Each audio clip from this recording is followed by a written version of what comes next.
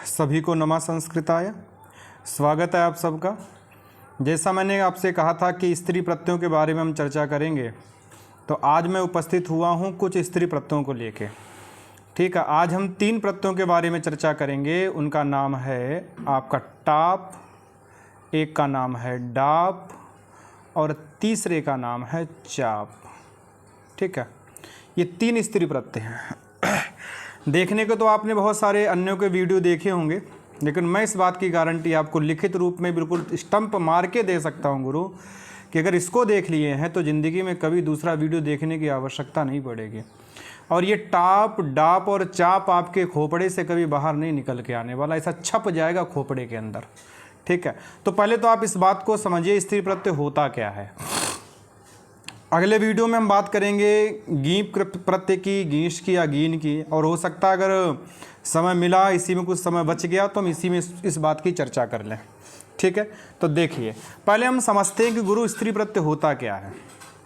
देखो, स्त्री प्रत्यय का मतलब होता है कि स्त्रीत्व की विवक्षा में किए जाने वाला प्रत्यय, अर्थात ऐसा प्रत्यय जिसको करने से स्त्रीत्व का अर्थ द्योतित हो जाता है।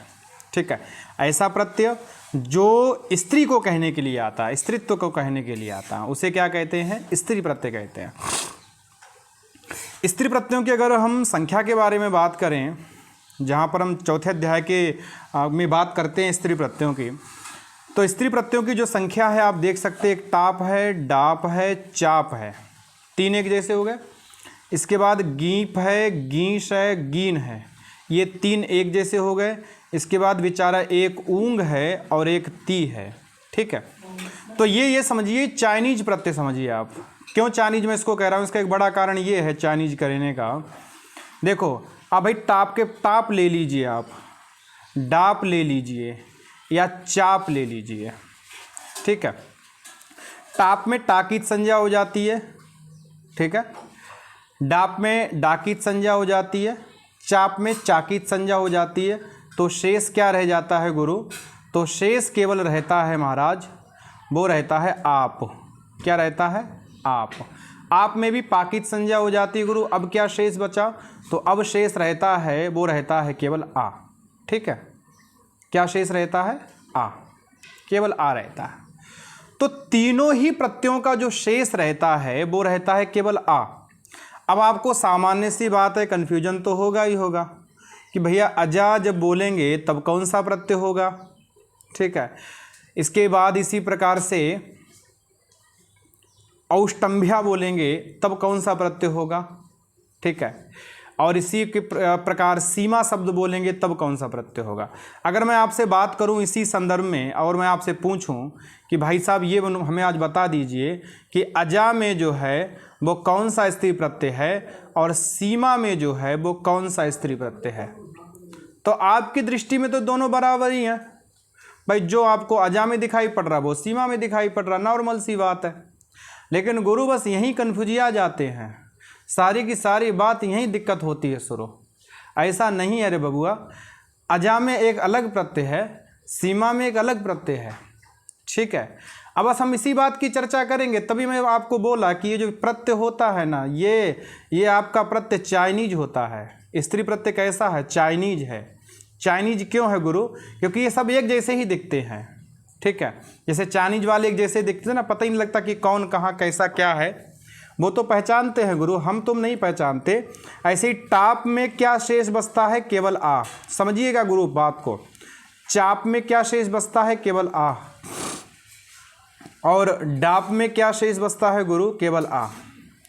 ठीक है, तीनों जगह क्या शेष रहा? तो गुरु रहा केवल आ। ये जो आ है ना, ये आ ही जिंदगी का लफड़ा है। ठीक है, तो पहले आप प्रत्ययों की संख्या देख लीजिए। स्त्री प्रत्यय होते हैं टाप, डाप, चाप, गीश, गीन, गीप, गीश, गीन और ऊंग और ती।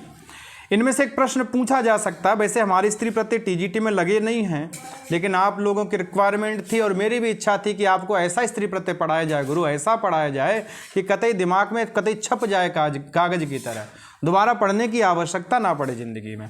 ठीक है, तो इसमें से जो ती प्रत्यय है, ये ती प्रत्यय स्पेशल बनाया है किसके लिए? युवती के लिए। किसके लिए? युवती के लिए। पाणिनि का एक सूत्र है यूनस्ति। क्या है? यूनस्ति। ये कहते हैं युवन प्रातिपदिक से ती प्रत्यय होता है। ठीक है, अब आप ती प्रत्यय कर देंगे ना तो युवती बन जाएगा। ठीक है, अब ये जो युवती में जो ती प्रत्यय किया है ये स्त्री प्रत्यय भी है गुरु, और ये प्रत्यय क्या है, इस प्रत्यय को हम तद्धित प्रत्यय भी कहते हैं। क्या कहते हैं? तद्धित प्रत्यय। तो जैसे प्रश्न बन जाए या सवाल बन जाए कि ऐसा प्रत्यय जो स्त्री प्रत्यय भी है और तद्धित प्रत्यय भी है, ऐसे प्रत्यय का नाम लिखिए, तो वो आपका ती है। ठीक है, वो आपका ती है। चलिए अब हम बात करते आगे। इस बात को मैंने यहां पर अंडरलाइन दिया है। एक मिनट भैया।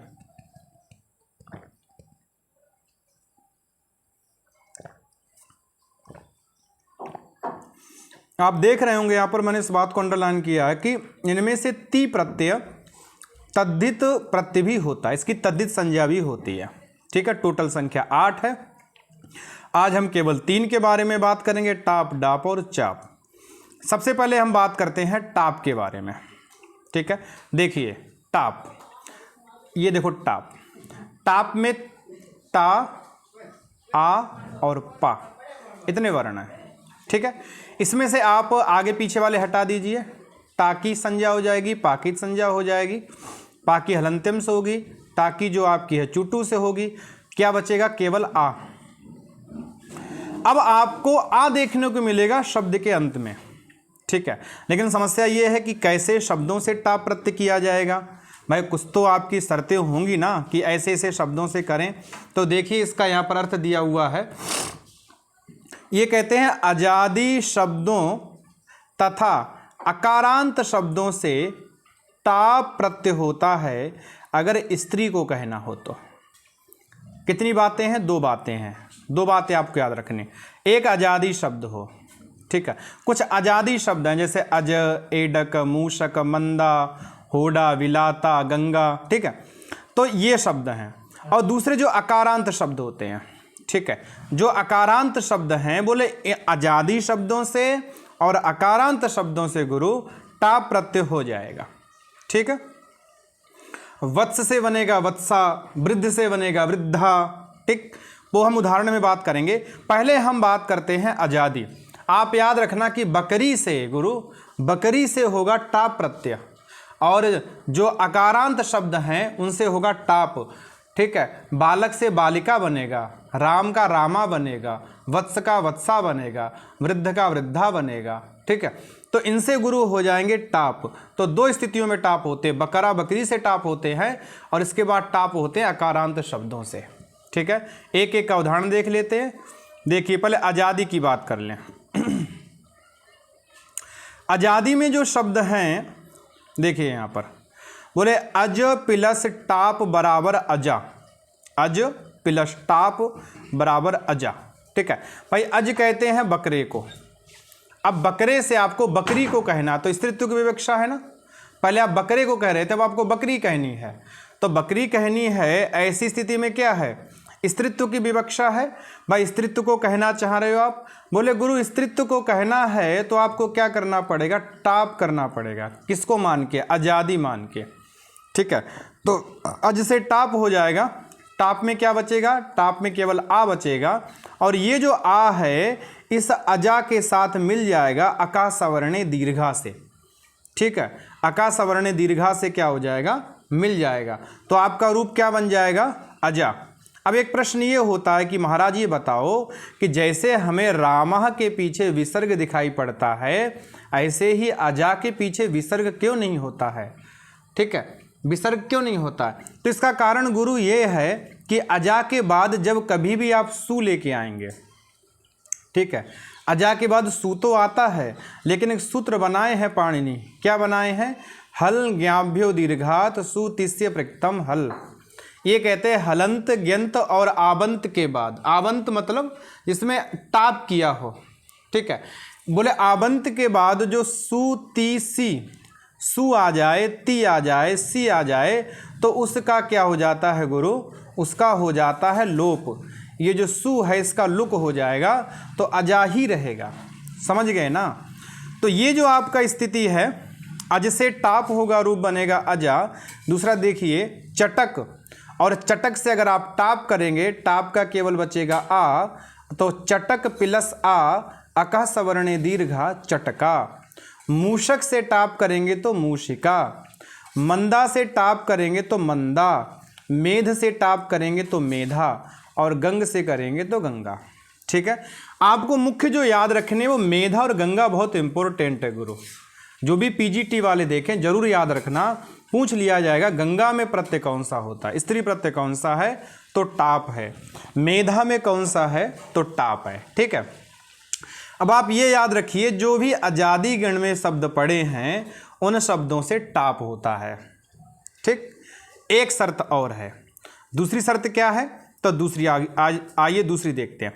पहले जो अकारांत शब्द होते हैं, ठीक है, अकारांत शब्दों से भी अगर स्त्रीत्व को कहना हो तो गुरु टाप करना है।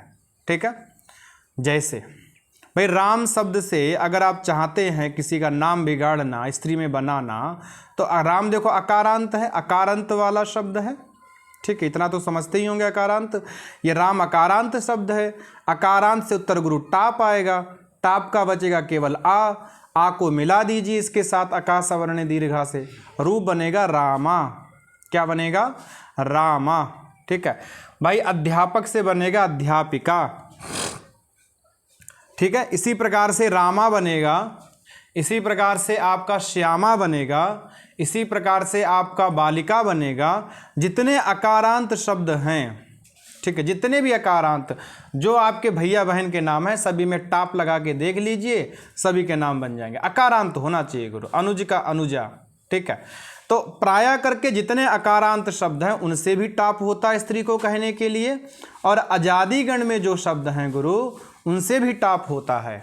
ठीक है, लेकिन ये रूप बन जाएगा भाई, हमने अजा से टाप किया तो अजा बना। ठीक है, चटक से टाप किया तो चटका बना, गंग से किया तो गंगा बना। ठीक है, लेकिन आपने एक बात देखी होगी गुरु, एक बात देखी होगी जहाँ पर मैं आपको लाना चाह रहा हूँ। अगर बालक से टाप करोगे तो बालका ना बन के गुरु बालिका बनता है।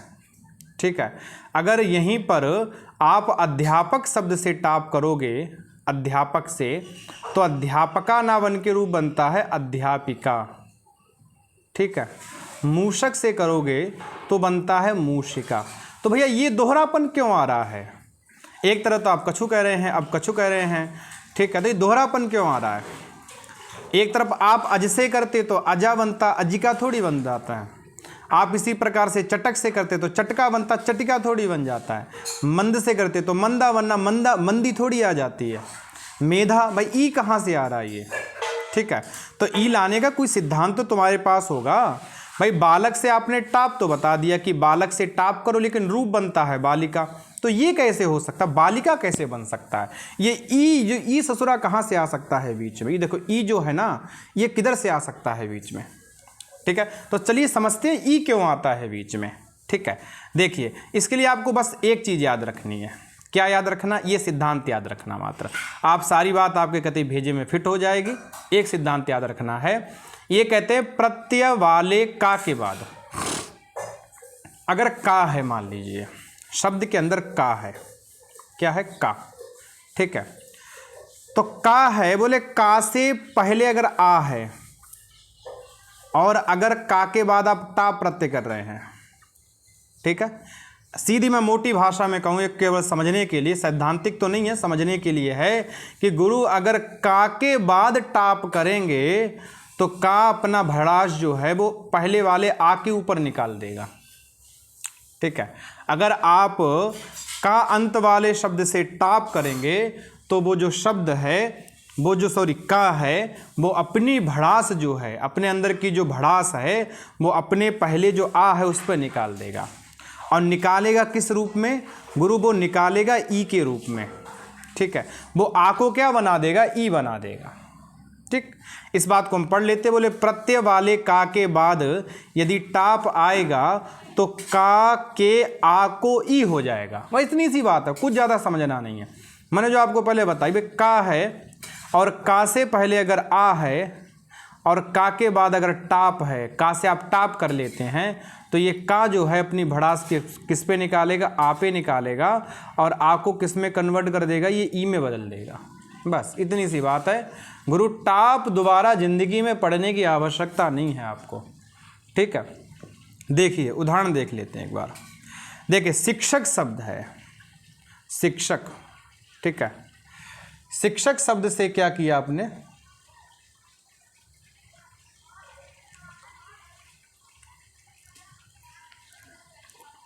शिक्षक शब्द है, शिक्षक से आपने टाप कर दिया, ठीक है। अब ये शिक्षक शब्द जो है वो का अंत वाला है, देखो का अंत दिखाई पड़ रहा है। शिक्षक से कर लिया आपने टाप। मैंने क्या कहा था, का अंत वाले शब्द से अगर टाप करेंगे तो वो का जो है अपने पूर्ववर्ती जो आ है उसको क्या बना देगा गुरु, उसका कबूतर बना के उसे ई बना देगा, ठीक है। ये जो का है, का के बाद हमने टाप किया, इसलिए अब ये का क्या करेगा, अपने पूर्व वाला जो क्षा के अंदर आ है इसको ई कर देगा, ठीक है। ई करेगा तो आपका रूप क्या बनेगा, शिक्षिका। कैसे बनेगा भाई, शी तो वही हो गई, क्षा के आ को आपने ई कर दिया, का में जो था वो टाप का आ मिला दिया, क्या बनेगा, शिक्षिका, ठीक है। आप इतना याद रखिए, का अंत वाले शब्द में अगर आप टाप करते हैं तो उससे पहले वाला जो आ होता है उसको ई हो जाता है, शिक्षिका। पाचक से क्या बनेगा, देखिए पाचक है, पाचक से गुरु बनेगा पाचिका। यहाँ भी स्थिति भैया पाचक का है, का से आपने टाप किया है तो का अपने पहले वाला जो चा के अंदर आ है उसको ई में कन्वर्ट कर देगा, पाचिका। अध्यापक से क्या बनेगा, अध्यापिका, ठीक है। अध्यापक शब्द है, टाप किया है, का अंत वाला है अध्यापक, तो का अंत वाला है उससे पहले जो आ है उसको ई में बना देगा, अध्यापिका। पाठक से क्या बनेगा, पाठिका, ठीक है भाई। पाठक शब्द है तो पाठक से बनेगा पाठिका, ठीक है। धावक से धाविका, ठीक है। तो इतने सारे आपको ये इसके उदाहरण बन जाएंगे। अब आप याद रखना हमेशा गुरु भाई, जो अकारांत शब्द है, देखो शिक्षक अकारांत है, पाचक अकारांत है, अध्यापक अकारांत है, पाठक अकारांत है, धावक अकारांत है, ठीक है।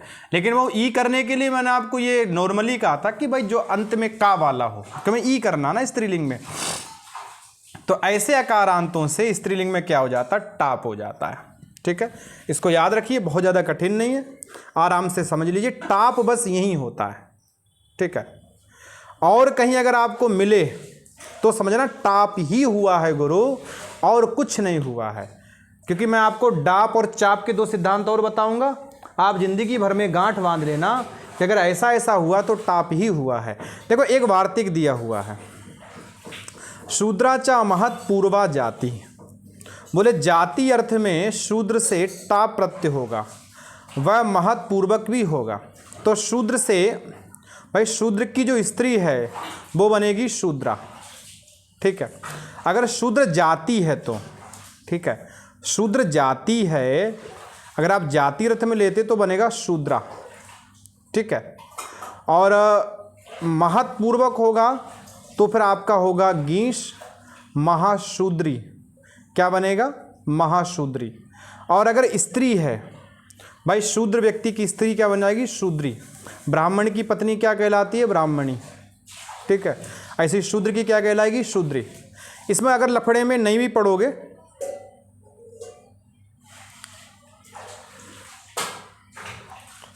इस अगर लफड़े में नहीं भी पढ़ोगे तब भी कोई बात नहीं। आप इतना याद रखो कि शूद्र अगर जाति अर्थ में होगा तो रूप बनेगा शूद्रा जाति में।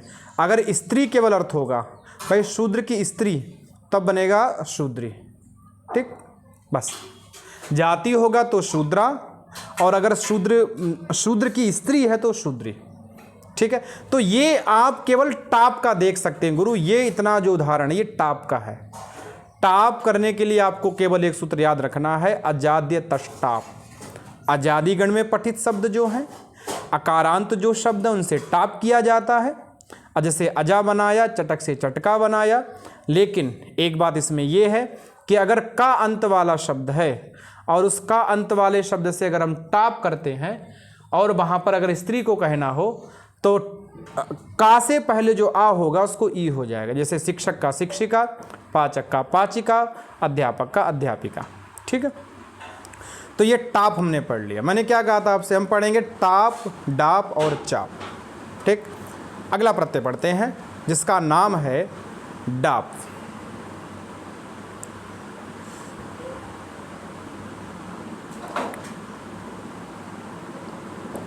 देखिए ये भाई साहब हैं डाप, इनका नाम है डाप। ठीक है, मैंने क्या कहा आपसे, ये भाई चाइनीज प्रत्यय हैं। ठीक है, चाइनीज इसलिए कह रहा हूँ, इनकी सकल सूरतें एक जैसी दिखती हैं। भाई टाप में क्या बचता है, अगर टाप में संज्ञा कर दें तो आप बचेगा, डाप में डाकी संज्ञा कर दे तो भी आप बचेगा। ये आप केजरीवाल वाले नहीं हैं गुरु, ये आप हैं। आप मतलब टाप डाप चाप। ठीक है, तो डाप के बारे में पढ़ें। देखो डाप प्रत्यय किया जाता है दो स्थितियों में। कौन कौन से, अगर शब्द मन अंत वाले शब्दों से डाप होता है। भाई मन अंत वाला, ठीक है, मन अंत वाला जो शब्द है ऐसे शब्दों से होता है डाप। ठीक है, मन अंत वाला शब्दों या मनंत शब्दों से डाप होता है। इतनी सी बात आप याद रखो कि मनंत शब्दों से क्या होता है, डाप होता है। ठीक है, जैसे सीमन प्रातिपदिक दिखाई दे रहा होगा आपको। सीमन में अगर आप देखेंगे तो ये मनंत है, देखो। ठीक है, इतना पूरा हिस्सा हमने ले लिया, ये रहा मन। ठीक, मन अंत वाला जो शब्द है तो सीमन है मन अंत वाला, और सीमन से गुरु हो जाएगा, क्या हो जाएगा, डाप।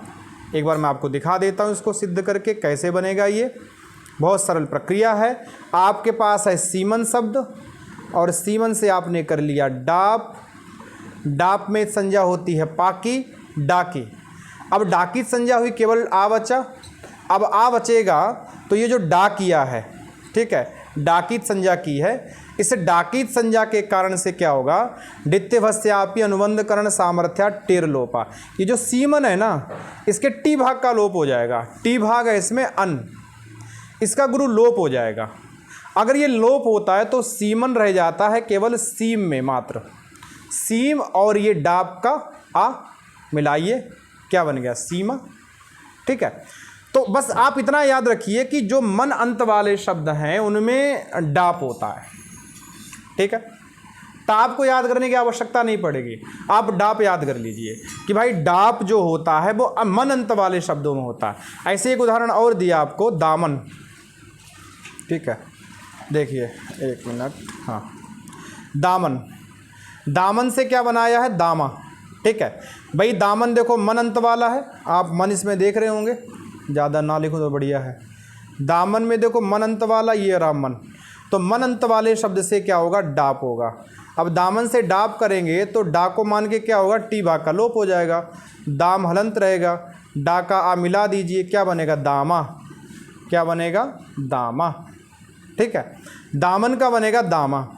पामन का बताइए भाई, पामन हमारे पास है, ये भी मन अंत वाला है। बस आपको एक बात डाप के बारे में याद रखनी है कि भाई जो डाप होता है वो होता है मन अंत वाले शब्दों से। जो मन अंत वाले हैं ऐसे शब्दों से ही डाप होता है। ठीक है, तो पामन का बनेगा पामा।